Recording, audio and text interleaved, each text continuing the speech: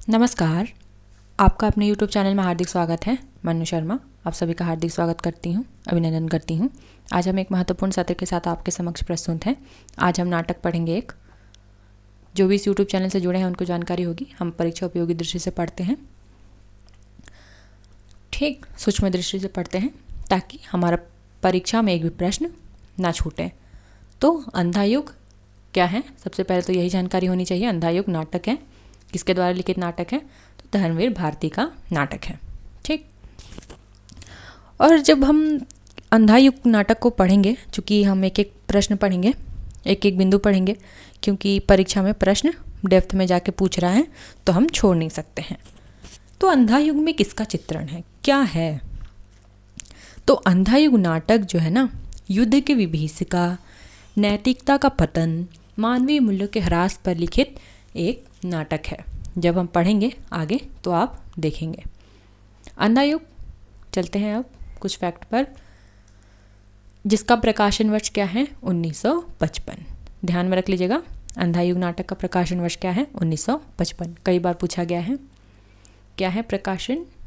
1955 प्रकाशन वर्ष है, पूछा गया है, ध्यान में रखना जरूरी है। महाभारत कालीन युद्ध की पृष्ठभूमि में लिखा गया यह 5 अंकों का नाटक।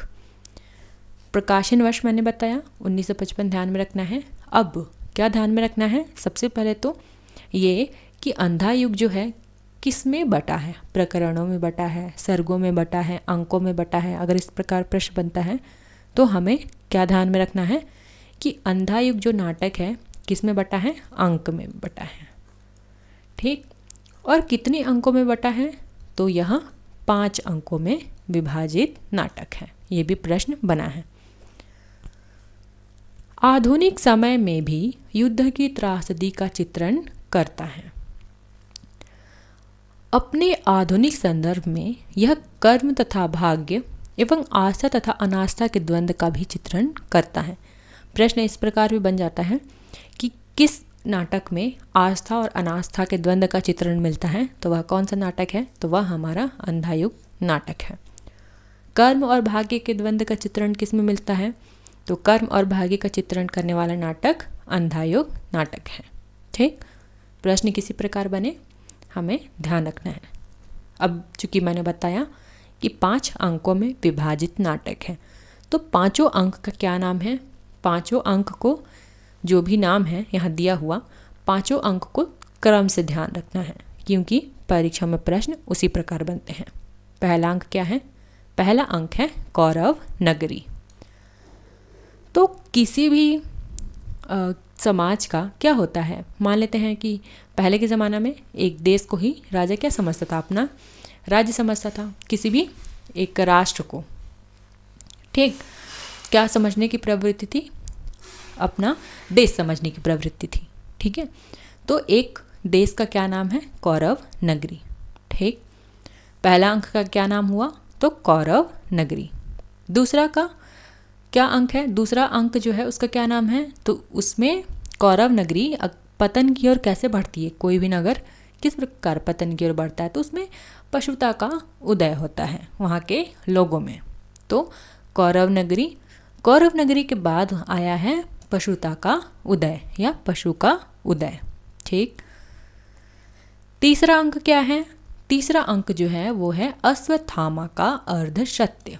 पूछा जा सकता है कि अश्वत्थामा का अर्ध सत्य नामक जो अंक है अंधा युग के अंतर्गत, वह कितने अंक में आया है? तो वह कितना अंक, किस अंक का है? तो तीसरे अंक का है, ठीक। उसके बाद आया है अंतराल। प्रश्न इस प्रकार भी बने हैं कि किस अंक के बाद अंधा युग नाटक में अंतराल आया है? तो तीसरे अंक के बाद अंतराल धर्मवीर भारती रखा है। धर्मवीर भारती ने अंतराल रखा है। अंतराल तो रखा है, अंतराल का भी एक नाम है। क्या नाम है? तो अंतराल को वह लिखते हैं पंख, पहिए और पट्टियाँ। प्रश्न इस प्रकार बन जाए, अगर पंख, पहिए और पट्टियाँ किस अंक के अंतर्गत है, अंक है या अंतराल है, तो ध्यान में रखेंगे ये अंतराल है, ठीक है। चौथा अंक क्या है? गांधारी का शाप। क्या है यह? चौथा अंक। पांचवा अंक क्या है? पांचवा अंक है विजय एक क्रमिक हत्या। ठीक। और अंतिम क्या है? समापन। और समापन मतलब उसमें प्रभु की मृत्यु दिखाई गई है, श्री कृष्ण की मृत्यु दिखाई गई है। तो क्रम से ध्यान में रखेंगे। आगे चलते हैं। इसमें विषय वस्तु क्या है यह देख लेते हैं। एक मिनट।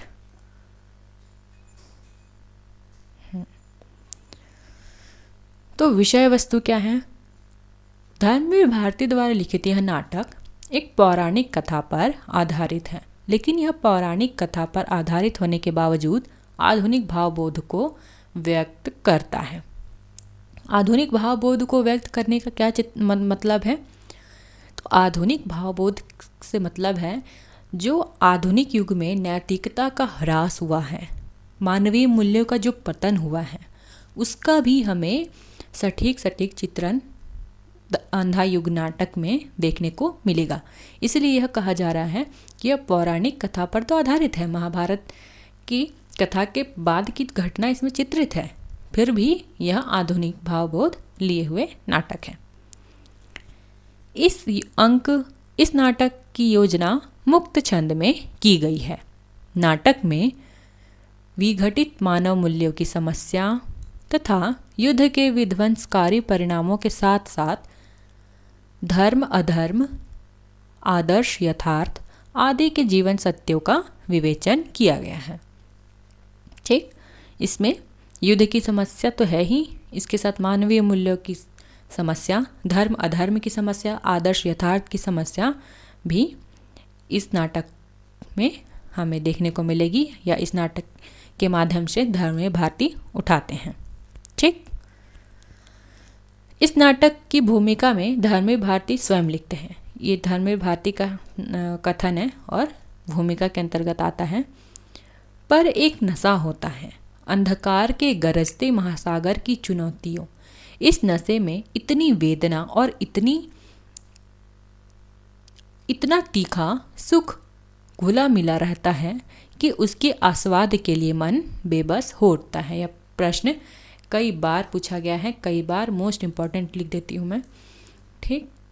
कि एक नशा होता है अंधकार के गरजते महासागर की चुनौती देने का।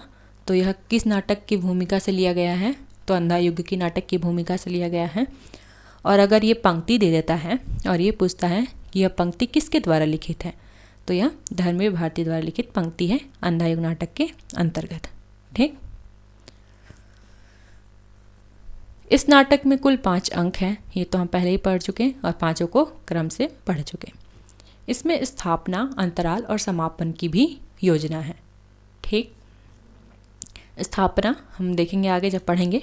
फिर अंतराल मैंने बताया, तीसरे अंक के बाद अंतराल होता है। और समापन अर्थात प्रभु की मृत्यु से समापन किया गया है इस नाटक का।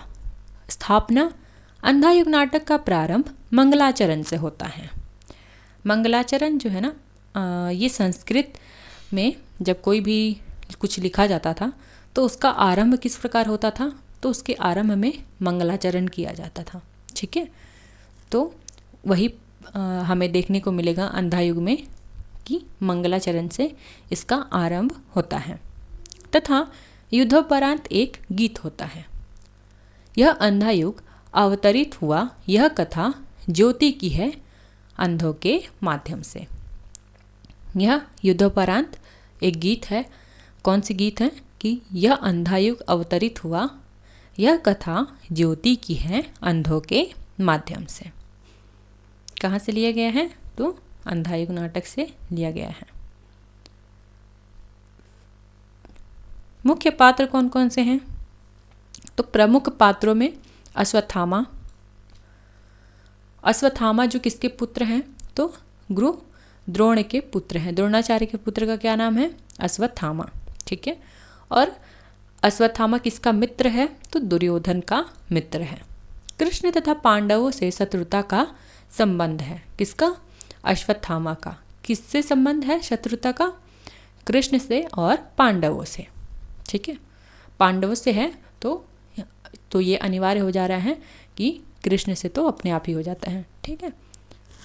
कृष्ण जो कि एक पौराणिक कथा से भिन्न मानवीय रूप में यहाँ चित्रित आपको चित्रण किया गया है धर्मवीर भारती के द्वारा।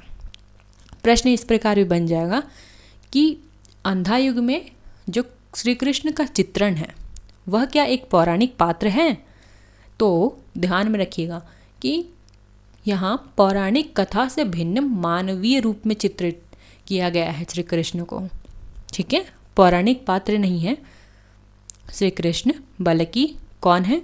एक मानवीय रूप में चित्रित, एक मनुष्य के रूप में चित्रित किया गया है श्री कृष्ण को। आगे है गांधारी। गांधारी कौन है? धृतराष्ट्र की पत्नी तथा कौरवों की माँ है। कौन? गांधारी किसकी पत्नी है? तो धृतराष्ट्र की पत्नी है और कौरवों की माँ है। क्या नाम है उसका? तो गांधारी। आगे है धृतराष्ट्र। धृतराष्ट्र जिसकी पत्नी का क्या नाम पढ़ा हमने अभी? गांधारी। धृतराष्ट्र जो है जन्म से अंधा है, ठीक, और हस्तिनापुर का राजा है। तो हस्तिनापुर का राजा धृतराष्ट्र है, तो हस्तिनापुर की रानी कौन हुई? उसकी पत्नी गांधारी। ठीक है, पुत्र के मुंह में अंधा पिता। पुत्र जो भी करते हैं इसको सब सही लगता है, किसको? धृतराष्ट्र को। ठीक है, पुत्र से इसको इतना प्रेम है, इतना मोह है। अन्य पात्र हैं कृतवर्मा। कृतवर्मा कौन है? कृतवर्मा जो है युद्ध के बाद जीवित कौरवों की ओर से लड़ने वाला। ठीक, युद्ध के बाद जीवित बचा है और किसकी ओर से लड़ने वाला है? कौरवों की ओर से। पूछा जा सकता है कि पांडवों की ओर से लड़ने वाला पात्र है धृतराष्ट्र या फिर कौरवों की ओर से। तो कृतवर्मा जो पात्र है वह कौरवों की ओर से लड़ने वाला पात्र है। एक अन्य पात्र है कौन? संजय। संजय जो है व्यास द्वारा दिव्य दृष्टि प्राप्त करके महाभारत के युद्ध का आंखों देखा वृतांत धृतराष्ट्र को सुनाने वाला व्यक्ति है। अब यहाँ से बहुत से प्रश्न बन जाते हैं संजय से। ठीक, सबसे पहले संजय के पास जो है दिव्य दृष्टि थी। वह महाभारत में जो भी घटनाएं घटित हो रही थी वह उसे देख पा रहा था। तो प्रश्न इस प्रकार बन जाता है कि महाभारत में जो भी घटनाएं घटित हो रही थी उसे कौन सा पात्र देख पा रहा था अपनी दिव्य दृष्टि के द्वारा? तो वह कौन सा पात्र है? तो वह संजय नामक पात्र है। ठीक है, और उसको किससे प्राप्त हुई थी यह दिव्य दृष्टि? किसने दी थी? चूँकि मैंने बताया कि ये दिव्य दृष्टि इसको प्राप्त थी, तो ये दिव्य दृष्टि प्राप्त थी तो उसको दिया किसने था? तो उसको व्यास ने दिया था। ये भी ध्यान रखना है। ठीक, दो प्रश्न यहाँ बना। किसने दिया था उसको दिव्य दृष्टि? तो व्यास ने दिया था। अब ये जो आंखों देखता था युद्ध को, ठीक, तो उस जो आंखों देखा जो वृत्तांत है वह सुनाता किसको था? तो वह सुनाता था धृतराष्ट्र को। धृतराष्ट्र को सुनाने वाला कौन सा पात्र है आंखों देखा वृत्तांत युद्ध का? तो वह धृतराष्ट्र है। ठीक, आई होप कि आपको ये चीज़ें कंप्लीट हो गई होंगी। आगे चलते हैं। आगे है वृद्ध याचक, एक कल्पित पात्र है। अब यहाँ से एक मोस्ट इम्पॉर्टेंट प्रश्न बनता है कि इसमें कौन सा एक ऐसा पात्र है जो कल्पित है? तो वह कौन है? तो वह वृद्ध याचक जो है वह कैसा है? तो वह कल्पित है, कल्पित पात्र है। कल्पना से धर्मवीर भारती जी ने उसको चित्रित किया है। जो कौरवों की विजय की भविष्यवाणी करता है। किसके विजय की भविष्यवाणी करता है ये वृद्ध याचक? कौरवों की या पांडवों की? तो ये कौरवों के विजय की भविष्यवाणी करता है। कौन? वृद्ध याचक। लेकिन भविष्यवाणी झूठी हो जाती है, और ये जो भविष्यवाणी करता है ये झूठी हो जाती है। बाद में अश्वत्थामा द्वारा इसकी हत्या की जाती है। झूठी कैसे हो जाती है? ये कौरवों की विजय की भविष्यवाणी करता है, लेकिन अंततः जीत किसकी होती है? पांडवों की जीत होती है, और इसकी भविष्यवाणी झूठी हो जाती है। तो इस जो पात्र है उसकी हत्या कर दी जाती है। किसके द्वारा हत्या कर दी जाती है? तो अश्वत्थामा के द्वारा। ठीक, आगे चलते हैं। आगे है युयुत्सु। युयुत्सु जो है धृतराष्ट्र का दासी से उत्पन्न पुत्र जो युद्ध में पांडवों की तरफ से लड़ता है। मोस्ट इम्पॉर्टेंट है, युद्ध ध्यान रखेंगे कि वह कौन सा पात्र है। एकमात्र ऐसा पात्र है जो कौरव तो था, धृतराष्ट्र का पुत्र है युत्सु, ठीक है, लेकिन लड़ किसकी ओर से रहा है? वो लड़ रहा है पांडवों की ओर से, ना कि कौरवों की ओर से। कौरव है, धृतराष्ट्र का पुत्र है, लेकिन लड़ किसकी ओर से रहा है? पांडवों की ओर से, ठीक। युद्ध के अंत तक बचा रहता है। कौन बचा रहता है युद्ध के अंत तक? सभी की मृत्यु हो जाती है, दुर्योधन आदि की। जब हम पढ़ेंगे तो देखेंगे। एकमात्र पात्र बचता है, वह उसके जितने भी बेटे होते हैं 108, तो उसमें से एकमात्र बेटा जो होता है वो युत्सु ही बचता है, ठीक। आगे है विदुर। विदुर कौन है? गांधीवादी पात्र, कृष्ण भक्त और कुशल राजनीतिज्ञ। इसमें से मोस्ट इम्पॉर्टेंट प्रश्न बनता है कि इसमें गांधीवादी पात्र कौन है? विभिन्न पात्रों के नाम दे देगा, अश्वत्थामा, कृतवर्मा, कृपाचार्य, युत्सु, विदुर। तो कौन है गांधीवादी पात्र? तो आपको ध्यान रखना है कि विदुर जो है वह कौन है? गांधीवादी पात्र है, ठीक। कृष्ण भक्त है और कुशल राजनीतिज्ञ है। इसके अलावा ये तो प्रमुख पात्रों की बात हुई। इसके अलावा भी बहुत से गौण पात्र हैं। गौण पात्रों में किसका नाम आता है? प्रहरी 1 और प्रहरी 2। जब हम पढ़ेंगे तो आरंभ में ही प्रहरी 1 और प्रहरी 2 के देखेंगे। एक तरह से वार्तालाप से ही इस नाटक की शुरुआत होती है। फिर युधिष्ठिर, भीम, व्यास, गूंगा भिखारी, कृपाचार्य। ध्यान में रख लीजिएगा, ये गूंगा भिखारी जो है एक पात्र के रूप में आया है अंधा युग में, ठीक। ये इस तरह के प्रश्न हम छोड़ देते हैं और जो यूजीसी नेट है अक्सर यहीं से प्रश्न बनाता है। एक तो कृपाचार्य और एक पात्र बलराम भी है इसमें, ठीक। विशेष, अब विशेष देख लेते हैं। इस नाटक में केवल एक स्त्री पात्र है। मोस्ट इंपॉर्टेंट है क्या कि केवल एकमात्र एक स्त्री पात्र इसमें चित्रित है, और वो कौन है?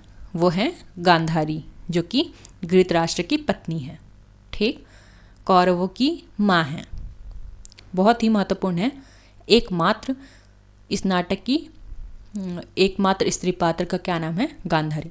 इसी प्रकार आप लोग अब मुझे बताइए वह कौन सा उपन्यास है जिसमें केवल एक स्त्री पात्र है, जो कि हमारे यूजीसी नेट के सिलेबस में भी लगी है। तो बता दीजिए। चलिए आगे चलते हैं। रंगमंचीयता की दृष्टि से यह एक सफल नाटक है। रंगमंच को ध्यान में रखकर हम एक तरह से कह सकते हैं कि यह नाटक लिखा गया है। क्योंकि अगर हम प्रसाद के नाटकों को पढ़ेंगे तो उनका जो नाटक है वो रंगमंच की दृष्टि से मतलब उन्होंने लिखा ही नहीं है। स्वयं प्रसाद का कथन है कि नाटक को रंगमंच की दृष्टि से नहीं लिखा जाना चाहिए, बल्कि रंगमंच जो है वह नाटक के मतलब नाटक जो है रंगमंच को उस हिसाब से होना चाहिए कि वह नाटक में जो भी चीज़ें घटित हो रही हैं वह उसको दिखा पाए, ठीक है। यह किसका कथन था? तो ये जयशंकर प्रसाद का कथन था। ये भी कथन पूछा गया है कई बार। तो रंगमंचीयता की दृष्टि से यह जो नाटक है वह सफल है। वक्ता श्रोता कथा शैली में नाटक की रचना हुई है। वक्ता श्रोता कथा शैली में इस नाटक की रचना हुई है। यह एक गीति नाट्य है, बहुत महत्वपूर्ण है। किस प्रकार का नाटक है? तो यह एक गीति नाटक है। इस नाटक का रेडियो रूपांतरण भी किया जा चुका है।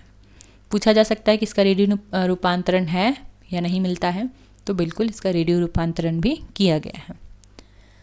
नाटक पर ग्रीक नाट्य शैली तथा लोक नाट्य शैली दोनों का प्रभाव है। किसका? एक तो ग्रीक और लोक दोनों का प्रभाव हमें देखने को मिलेगा अंधायुग नाटक में। निर्देश में नाटक का धर्मवीर भारती लिखते हैं। क्या लिखते हैं?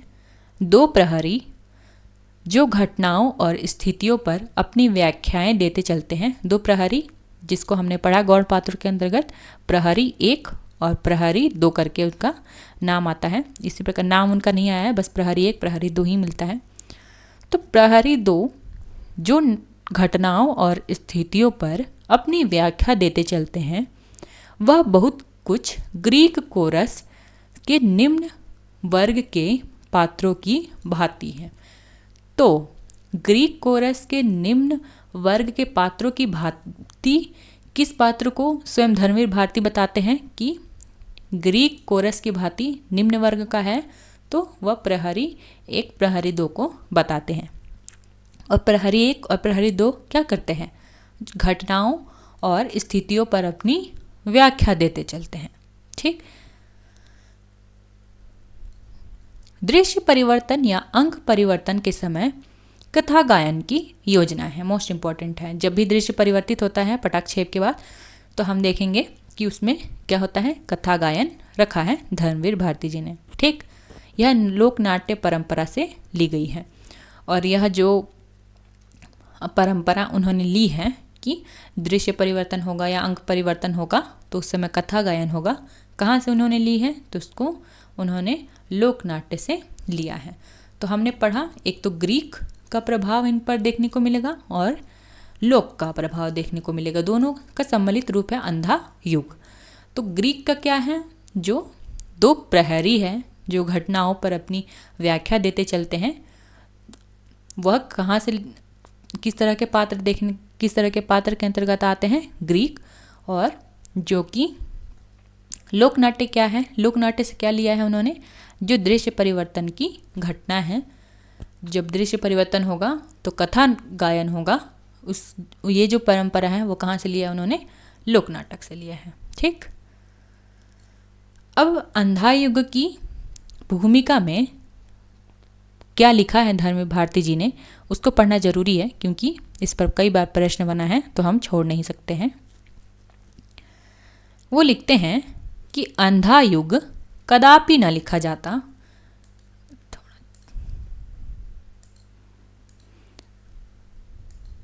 अंधा युग कदापि न लिखा जाता यदि उसका लिखना न लिखना मेरे बस की बात रह गई होती।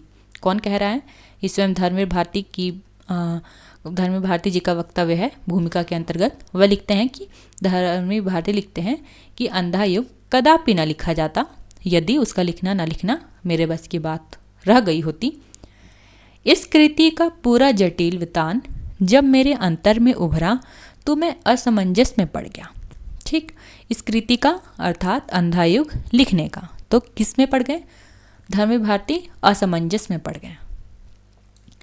लगा कि इस अभिशप्त भूमि पर एक कदम भी रखा तो फिर बचकर नहीं लौटूंगा। इस भूमि पर अर्थात महाभारत की भूमि पर एक नशा होता है।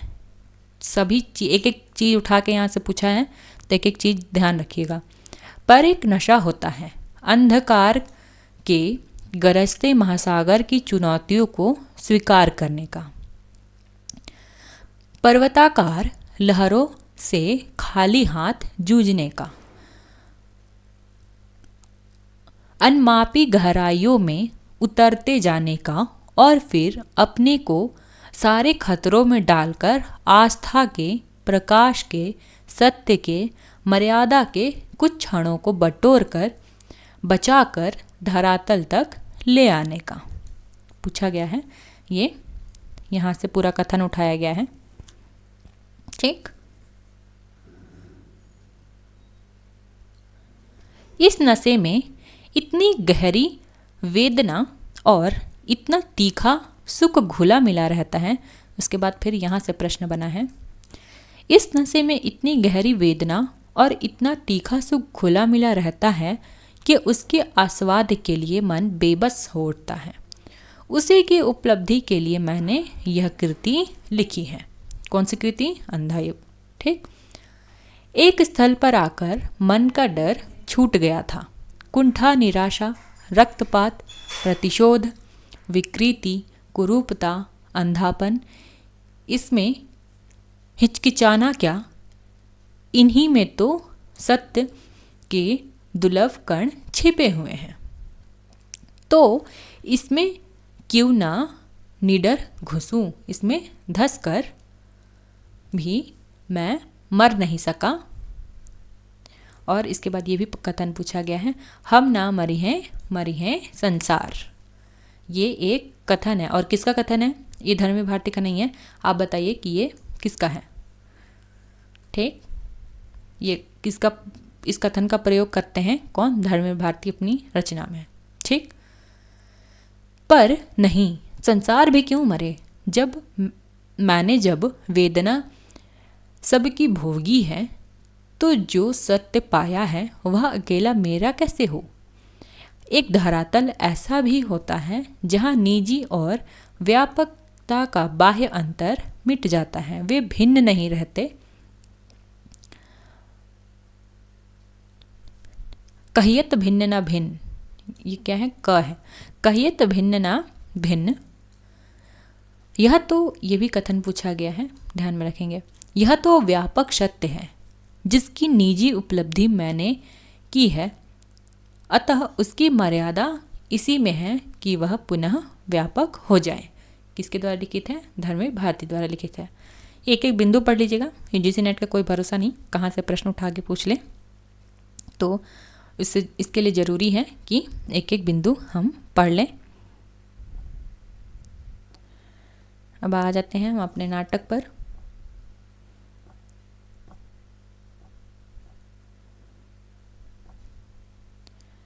क्या हो गया भाई?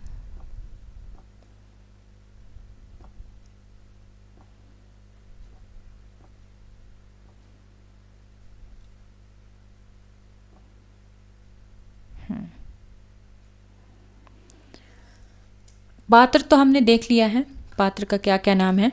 ठीक, अश्वत्थामा है, गांधारी है, घृतराष्ट्र, कृतवर्मा, संजय, वृद्धयाचक, प्रहरी 1, व्यास, विदुर, युधिष्ठिर, कृपाचार्य, युसु, गूंगा भिखारी, प्रहरी 2, बलराम, कृष्ण, ये सभी पात्र हैं अंधायुग नाटक के। ठीक, घटनाकाल, कहाँ से ये घटना, ये भी कई बार पूछा गया है, कहाँ से कहाँ तक की घटना है। तो महाभारत के 18वें दिन की संध्या से लेकर प्रभास तीर्थ में कृष्ण की मृत्यु तक के क्षण को इसमें लिया है नाटककार धर्मवीर भारती ने। कहाँ से कहाँ तक? महाभारत के 18वें दिन की संध्या से लेकर। ठीक, महाभारत के 18वें दिन की संध्या से लेकर कृष्ण के मृत्यु की क्षण तक, ठीक, की घटना को लिया है। अरे भाई, संध्या को आधा सा करेंगे, ठीक कर देती हूँ मैं ही। ठीक, तो महाभारत के 18वें दिन की संध्या से प्रभास तीर्थ में कृष्ण की मृत्यु तक के क्षण को लिया गया है अंधायुग नाटक में। स्थापना, चूँकि मैंने बताया कि इसमें क्या क्या लिया है उन्होंने, स्थापना है, फिर उसके बाद तीसरे अंक के बाद अंतराल है, और फिर ये पूछा जा सकता है स्थापना, फिर हमें क्या मिलेगा, उसके बाद मिलेगा अंतराल, और फिर समापन। ठीक है, तो ये ध्यान में रख लीजिएगा किस, ये सभी चीज़ें जो हैं किस में लिया गया है, तो वो लिया है उन्होंने धर्मवीर भारती जी ने। ठीक, स्थापना में क्या लिखते हैं वो तो देखिए, नेपथ्य से उद्घोषणा तथा मंच पर नर्तक के द्वारा उपयुक्त भाव नाट्य का प्रदर्शन। शंख ध्वनि के साथ पर्दा खुलता है तथा मंगलाचरण के साथ साथ नर्तक नमस्कार मुद्रा प्रदर्शित करता है। उद्घोषणा के साथ साथ उसकी मुद्राएं बदलती जाती हैं। ठीक, किसकी मुद्राएं बदलती जाती हैं? नर्तक की। मंगलाचरण है, ये मंगलाचरण को भी ध्यान में रख लीजिएगा। ठीक, मंगलाचरण जो है, नारायणम नमस्कृत्य नरम चवै नरोत्तमम देवीमं सरस्वतीम व्याससं त्यो जमुदीयऋत, ये स्थापना है अंधायुग में, तो ध्यान में रखेंगे। ठीक, उद्घोषणा क्या होती है? जिस युग का वर्णन इस कृति में है उसके विषय में विष्णु पुराण में कहा गया है। तो ये सभी चीज़ें ध्यान में रखने योग्य जरूरी नहीं है, मुझे नहीं लगता है। ठीक है, इससे प्रश्न बनता नहीं है।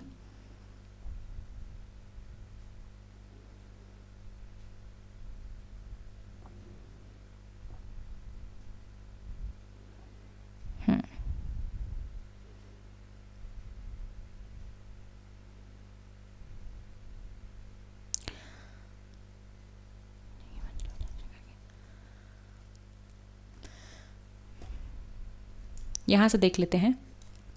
युद्धोपरांत यह अंधा युग अवतरित हुआ जिसमें स्थितियाँ, मनोवृत्तियाँ, आत्माएं सब विकृत हैं एक बहुत पतली डोरी मर्यादा की, पर वह भी उलझी है दोनों ही पक्षों में। सिर्फ कृष्ण में ही साहस है सुलझाने का।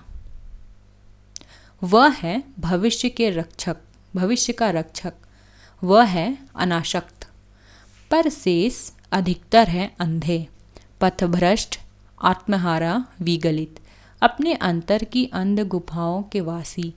यह कथा उन्हीं अंधों की है या कथा ज्योति की है अंधों के माध्यम से। उसके बाद क्या होता है, पटाक्षेप हो जाता है। अब आता है पहला अंक जिसका क्या नाम है, कौरव नगरी। ठीक,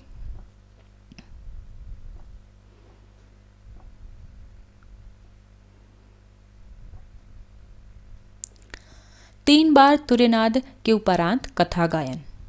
टुकड़े टुकड़े होकर बिखर चुकी मर्यादा, उसको दोनों ही पक्षों ने तोड़ा है। दोनों पक्षों से क्या तात्पर्य है? दोनों पक्षों से तात्पर्य है कौरव और पांडव दोनों। ठीक, पांडवों ने कुछ कम और कौरवों ने कुछ ज़्यादा। किसने कम? पांडवों ने कुछ कम और कौरवों ने कुछ ज़्यादा, लेकिन तोड़ा तो दोनों ही पक्षों ने है। यह रक्तपात अब कब समापन होना है? यह अजब युद्ध है, नहीं किसी की भी जय, दोनों पक्षों को खोना ही खोना है। अजीब युद्ध है यह, और किसी की भी जय इसमें नहीं होनी है, बल्कि दोनों ही पक्षों को क्या है, खोना ही खोना है। अंधों से शोभित था युगों का सिंहासन, दोनों ही पक्षों में विवेक ही हारा, दोनों ही पक्षों में जीता अंधापन। दोनों पक्षों में क्या हारा? विवेक हारा है। क्या जीता है? अंधापन जीता है। भय का अंधापन, ममता का अंधापन, अधिकारों का अंधापन जीत गया। जो कुछ सुंदर था, शुभ था, कोमलतम था, वह हार गया। द्वापर युग बीत गया और क्या होता है? पर्दा उठने लगता है। यह महायुद्ध के अंतिम दिन की संध्या है। महाभारत का अंतिम दिन 18वां दिन था। ठीक, उसकी संध्या से मैं पहले ही बता चुकी कि इस नाटक का आरंभ होता है। तो यह महाभारत के अंतिम दिन की संध्या है। छाई चारों ओर उदासी गहराई, कौरव के महलों का सूना गलियारा, घूम रहे केवल दो बूढ़े प्रहरी।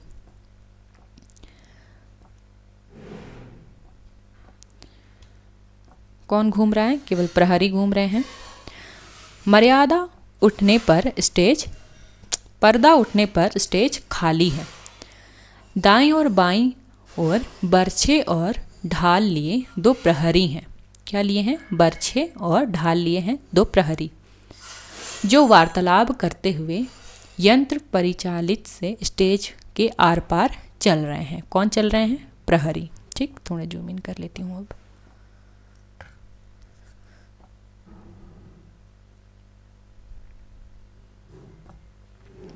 प्रहरी एक क्या कहता है?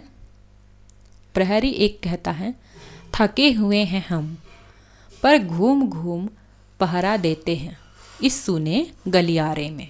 ये प्रहरी कौन पूछ रहा है? कौन सा पात्र पूछ रहा है? ये भी पूछा जाता है। ठीक, तो ध्यान में रखेंगे। थके हुए हैं हम, पर घूम घूम पहरा देते हैं इस सूने गलियारे में। प्रहरी दो क्या कहता है? सूने गलियारे में, जिसके इन रत्न जड़ित फर्शों पर कौरव वधुएं मंथर मंथर गति से सुरभित पवन तरंगों सी चलती थी, आज ये विधवा हैं। कौन कह रहा है? तो प्रहरी तो कह रहा है। किसकी वधुएं विधवा हैं? कौरवों की जो बहुएं हैं वो विधवा हैं। क्यों? क्योंकि सभी कौरव मारे जा चुके हैं। ये कौन कह रहा है? ध्यान में रख लीजिएगा, प्रहरी दो कह रहा है। आगे चलते हैं। प्रहरी एक है कह रहा, थके हुए हैं हम, इसलिए नहीं कि कहीं युद्धों में हमने भी बाहुबल दिखाया है। प्रहरी थे हम केवल सहस्त्र दिनों के लोमहर्षक संग्राम में ढाले हमारे ये निरर्थक पड़ी रहीं, अंगों पर बोझ बनी रक्षक थे हम केवल,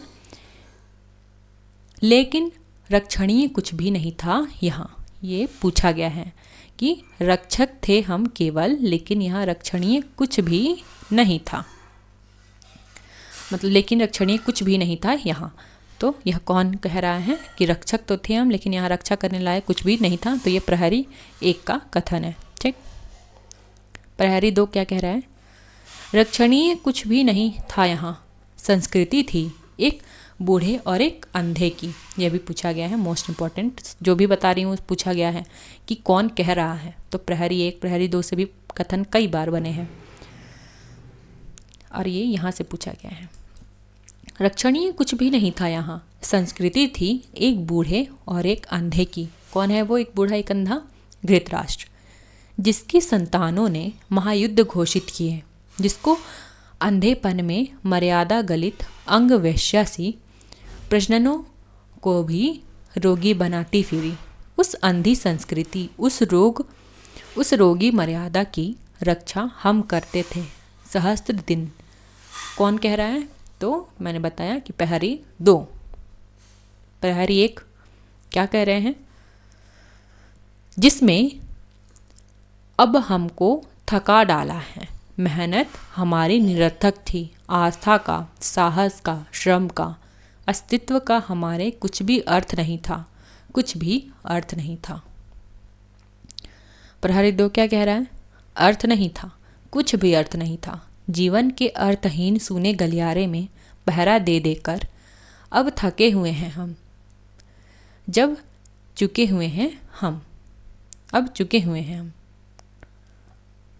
आगे फिर क्या होता है? चुप होकर वे आर पार घूमते हैं। कौन? प्रहरी।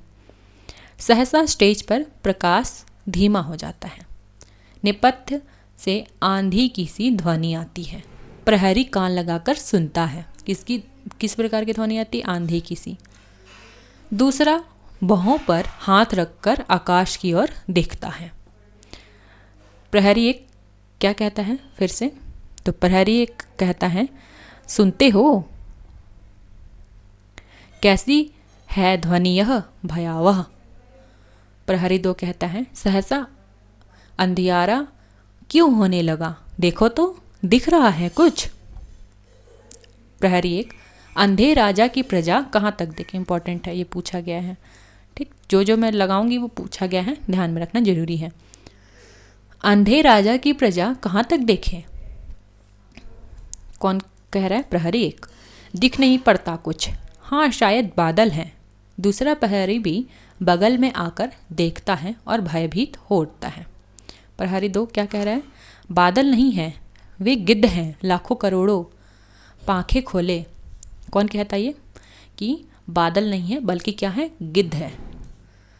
कौन कह रहा है? प्रहरी 2।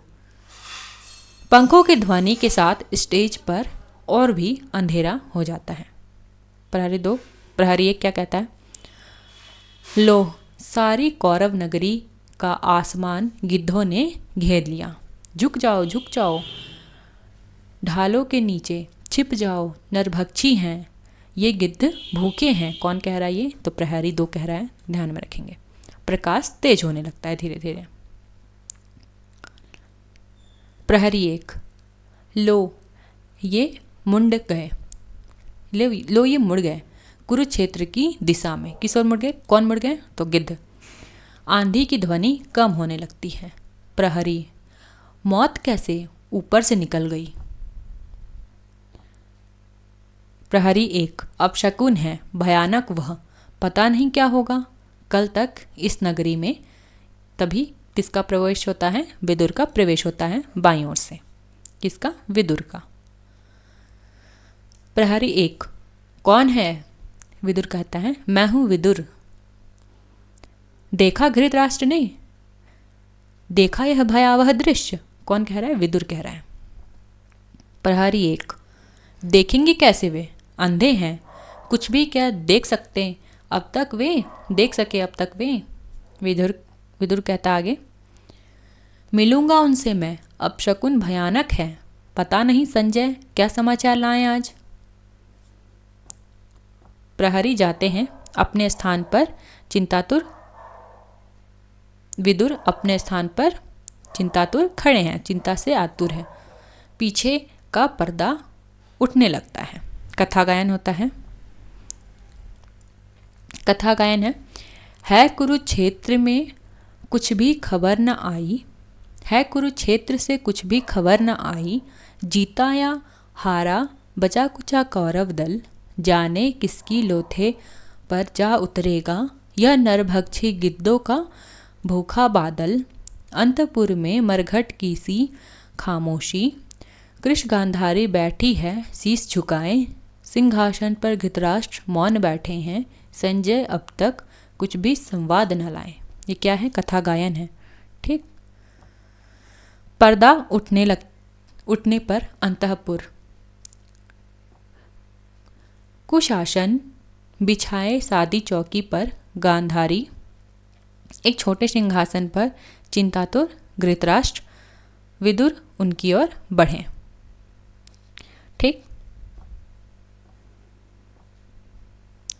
धृतराष्ट्र कहते हैं कौन? संजय। संजय कौन? जिसको दिव्य दृष्टि सी और वह जो भी महाभारत में घटित हो रहा था वह देख पा रहा था। कौन? संजय। तो धृतराष्ट्र को संजय के से मतलब क्यों मिलना है, क्यों आतुर है संजय के लिए? क्योंकि उसको अपने पुत्रों के बारे में जानना है कि क्या घटनाएं वहाँ घटित हो रही हैं। तो वह कह रहा है धृतराष्ट्र कौन? संजय। विदुर कह रहा है नहीं, विदुर हूँ महाराज। विह्वल है सारा नगर आज, बचे कुचे जो भी 10-20 लोग कौरव नगरी में हैं, अपलक नेत्रों से कर रहे प्रतीक्षा है संजय की। किसकी प्रतीक्षा कर रहे हैं? जो भी कौरव नगरी में 10-20 लोग बचे हैं, संजय की प्रतीक्षा कर रहे हैं।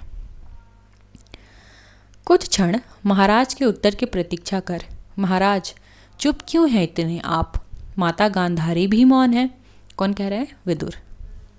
धृतराष्ट्र, विदुर जीवन में प्रथम बार आज मुझे शंका व्यापी है। कौन कह रहा है ये कि जीवन में प्रथम बार आज मुझे शंका व्यापी है? तो धृतराष्ट्र कह रहा है। ठीक। विदुर कह रहा है आशंका आपको जो व्यापी है आज, वह वर्षों पहले हिला गई थी सबको। धृतराष्ट्र कह रहा है पहले पर कुछ भी तुमने यह नहीं कहा। विदुर कह रहा है भीष्म ने कहा था, गुरु द्रोण ने कहा था। इसी अंतःपुर में आकर किस किसने कहा था? यह ध्यान में रख लीजिए कि विदुर क्या कह रहा है? भीष्म ने कहा था, गुरु द्रोण ने कहा था, और इसी अंतःपुर में आकर कृष्ण ने कहा था। इंपॉर्टेंट है, मोस्ट इंपॉर्टेंट। क्या कहा था कृष्ण ने? मर्यादा मत तोड़ो, तोड़ी हुई मर्यादा कुचले हुए अजगर सी गुंजलिका में कौरव वंश को लपेटकर सूखी लकड़ी सा तोड़ डालेगी। किसने कहा था? तो कृष्ण ने कहा था। ठीक। और कौन कह रहा है कि ये बात पहले ही कृष्ण कह चुके हैं? तो विदुर कह रहा है। तो धृतराष्ट्र कह रहा है समझ नहीं सकते हो विदुर तुम, मैं था जन्मांध, कैसे कर सकता था ग्रहण में बाहरी यथार्थ या सामाजिक मर्यादा को। विदुर, जैसे संसार को किया था ग्रहण अपने अंधेपन के बावजूद। धृतराष्ट्र कह रहा है पर वह संसार स्वतः अपने अंधेपन से उपजा था। ये ध्यान में रख लेंगे। किसका कथन है? तो धृतराष्ट्र का कथन है। मैंने अपने ही वैयक्तिक संवेदना से जो जाना था केवल उतना ही था मेरे लिए वस्तु जगत। ये भी पूछा गया है। इंद्रजाल की माया सृष्टि के समान घने गहरे अंधियारे में एक काले बिंदु से मेरे मन ने सारे भाव किए थे विकसित। मेरी सब वृत्तियाँ उसी से परिचालित थीं। मेरा स्नेह, मेरी घृणा, मेरी नीति, मेरा धर्म बिल्कुल मेरी ही वैयक्तिक था। उसमें नैतिकता का कोई बाह्य मापदंड भी न था। कौरव जो मेरी मांशलता से उपजे थे, वे ही मेरे अंतिम सत्य थे। कौन कह रहा है? धृतराष्ट्र कह रहा है, पूछा गया है कई बार। कौरव जो मेरी मांसलता से उपजे थे, वे ही थे मेरे अंतिम सत्य। मेरी ममता ही वही नीति थी, मर्यादा थी। विदुर कह रहा है, पहले ही दिनों से किंतु आपका वह अंतिम सत्य कौरवों का सैनिक बल होने लगा था सिद्ध, झूठा और शक्तिहीन। पिछले 17 दिनों से एक एक कर पूरे वंश के विनाश का संवाद आप सुनते रहे। कितने दिनों से? 17 दिनों से, और 18वां दिन आज है। धृतराष्ट्र क्या कह रहे हैं? मेरे लिए ये संवाद सब निरर्थक थे। मैं हूँ जन्मांध, केवल सुन ही तो सकता हूँ। संजय मुझे देते हैं केवल शब्द, उन शब्दों से जो आकार चित्र बनते हैं, उनसे मैं जब तक अपरिचित हूँ कल्पित कर सकता नहीं। कैसे दुशासन की आहत छाती से रक्त उबल रहा होगा, कैसे क्रूर भीम ने अंजलि में धार उसे ओठ तर किए होंगे। गांधारी कानों पर हाथ रखकर, महाराज मत दोहराएं, वह सह नहीं पाऊंगी। सब क्षण भर चुप हो जाते हैं। धृतराष्ट्र कहता है, आज मुझे इम्पॉर्टेंट है, मोस्ट इम्पॉर्टेंट, ये पूछा गया है। आज मुझे भान हुआ मेरी वैयक्तिक सीमाओं के बाहर भी सत्य हुआ करता है। आज मुझे भान हुआ। सहसा यह उगा कोई बांध टूट गया है। कोटि कोटि योजन तक दहाड़ता हुआ समुद्र मेरी वैयक्तिक अनुमानित सीमा जग को लहरों के विषम जिह्वा से निगलता हुआ मेरे अंतर मन में बैठ गया। सब कुछ बह गया। मेरे अपने वैयक्तिक मूल्य, मेरे निश्चिंत किंतु ज्ञानहीन आस्थाएं। विदुर कह रहा है, यह जो पीड़ा ने पराजय ने दिया है ज्ञान, दृढ़ता ही देगा वह। धृतराष्ट्र कहता है, किंतु इस ज्ञान ने भय दिया है विदुर। जीवन में प्रथम बार आज मुझे शंका व्यापी है। विदुर कह रहा है, भय है तो ज्ञान है अधूरा अभी। प्रभु ने कहा था ज्ञान जो समर्पित है, इंपॉर्टेंट है। कौन कह रहा है? विदुर का कथन है। और किसने कहा था? प्रभु ने कहा था, अर्थात श्री कृष्ण ने कहा था। क्या कहा था? ये पूछा गया है। ज्ञान जो समर्पित नहीं है अधूरा है। मनो बुद्धि तुम अर्पित कर दो मुझे, भय से मुक्त होकर तुम प्राप्त मुझे ही होंगे, इसमें संदेह नहीं। किसने कहा था? श्री कृष्ण ने कहा था, अर्थात प्रभु ने कहा था। गंधारी कहती है आवेश में आकर, इसमें संदेह है और किसी को मत हो, मुझको है। अर्पित कर दो मुझको मनोबुद्धि, उसने कहा था। यह जिसने पितामह के बाणों से आहत हो अपनी सारी ही मनोबुद्धि खो दी थी, उसने कहा है। यह जिसने मर्यादा को तोड़ा है बार बार। कृष्ण के संबंध में कौन कह रहा है? गांधारी कह रही है। ठीक। धृतराष्ट्र क्या कह रहे हैं? शांत रहो, शांत रहो गांधारी, शांत रहो, दोष किसी को मत दो। अंधा था मैं, गांधारी कह रही है आगे, लेकिन अंधी नहीं थी मैं। ये इंपॉर्टेंट है, ये भी पूछा गया है। लेकिन अंधी नहीं थी मैं, मैंने यह बाहर का वस्तु जगत अच्छी तरह जाना था। धर्म, नीति, मर्यादा, यह सब है केवल आडंबर मात्र। मैंने यह बार बार देखा था। ये जो भी इम्पोर्टेंट बता रही हूँ, ये भी ध्यान रखना है कि प्रथम अंक में है, द्वितीय अंक में है या तृतीय अंक में, इस तरह से अंक भी पूछ लिया जाता है। तो ये जितने भी महत्वपूर्ण कोटेशंस बताए हैं मैंने, यह भी प्रथम अंक चल रहा है। ठीक। निर्णय के क्षण में विवेक और मर्यादा व्यर्थ सिद्ध होते आए हैं सदा।